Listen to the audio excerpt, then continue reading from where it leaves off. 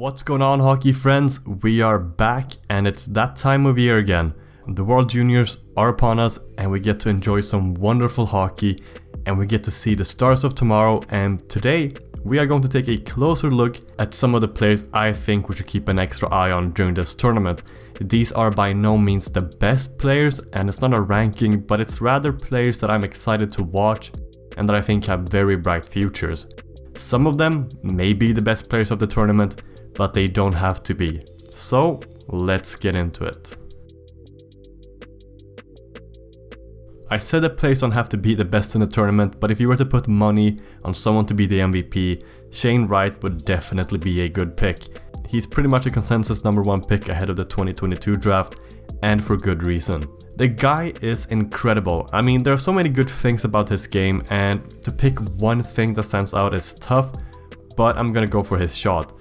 It's remarkable. In his rookie season in the OHL, with his exceptional status tag on him, he scored 39 goals in 58 games, which is absolutely bonkers. And it was actually better than Connor McDavid's rookie season. So, I mean, that's a comparison. But his IQ, his vision, his skating, it's all incredible. And I'm expecting him to be the driving force for Team Canada, and he's probably my bet for tournament MVP. I cannot wait to see him in action, especially after last season's OHL was cancelled due to the pandemic. Now, if you're not familiar with Connor Bedard and you haven't seen him before the World Juniors, I'm willing to guarantee you won't forget about him after the tournament. He's eligible for the 2023 draft and he's genuinely one of the best prospects I've seen since McDavid. The speed, the dangles, the shot, everything about him, he is incredible. You need to tank for him. His skating is incredible. The locomotion and technique is just insane. His shot, I mean, it's the best at the tournament and it's probably one of the best in the NHL. And he's not even been drafted yet. It's absolutely elite. Again, he's got an amazing technique and he manages to generate so much power with the shot as well. It's so much fun to watch. At the moment, unfortunately, it looks like Connor Bedard is going to be the 13th forward for Team Canada, which I think is a massive shame.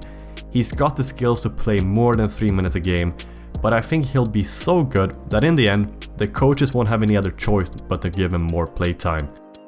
By the way, I'm probably dropping a Connor Bedard video in the coming weeks, so stay tuned for that. This guy is... I could talk about him all day. So, Matvei Michkov, we meet again. It's almost been 2 years since I made a, pretty bad video on this Russian sensation, and nothing's changed.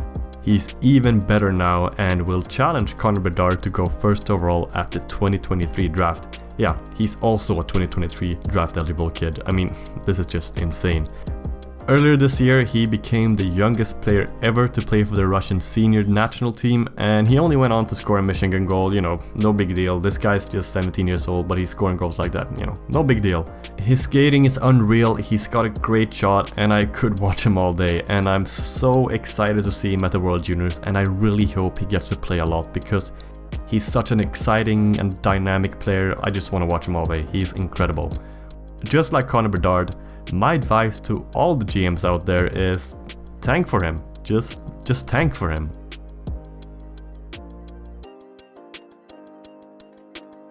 So last year when Team Sweden went to the World Juniors, they had to go without one of their best players in William Eklund because of COVID protocol, but this year he will be a leading force on this team and I think he will be unreal. He was superb last year in the SHL and looked pretty good in the NHL this year before being sent back to Sweden and Djurgården, where he's got good numbers for a terrible Djurgården team. He'll be dishing out the passes, he'll be driving play, and he will be the cog offensively for Team Sweden if they want to challenge for medals. He's also going to play with his former teammate Alexander Holtz, who returns this year for Team Sweden. And I think it could get pretty scary if Eklund gets to dish out passes to Holtz, because with Holtz's shot, and with Eklund's passes and just his general offensive play, that could get pretty good for Team Sweden. But Eklund can do it all, and I wouldn't be surprised if he gets an MVP nomination at the end of the tournament. He's that good.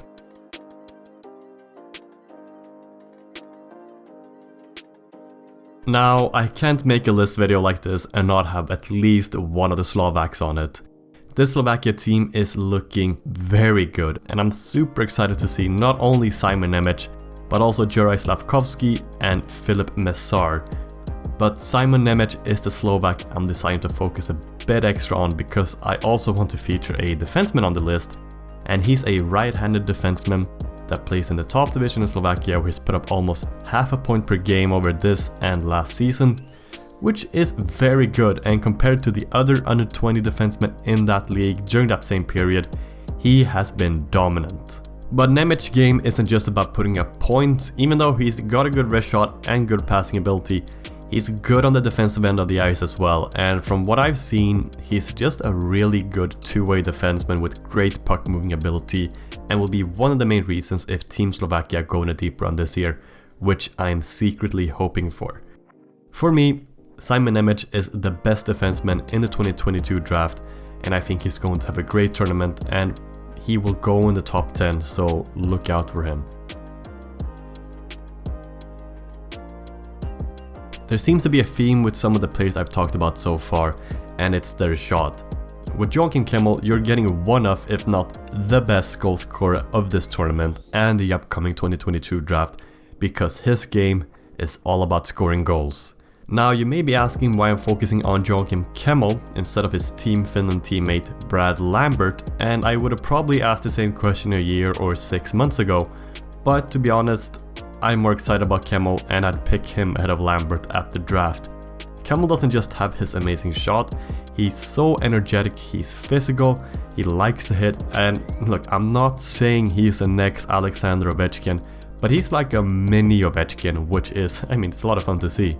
I think he's got massive upside, and Team Finland is looking pretty good this year, and hopefully Kemell will get a big role on this team because he's got so much in him, and if they can get the best out of him, it's going to be scary, and if he has a good tournament, I think it's going to solidify him as a top 5 for the 2022 draft.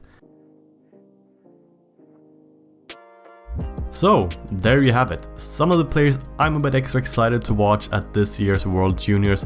There are of course an abundance of exciting players, so leave a comment with some of the players you think we should keep an extra eye on during this tournament, and I will see you in the next one.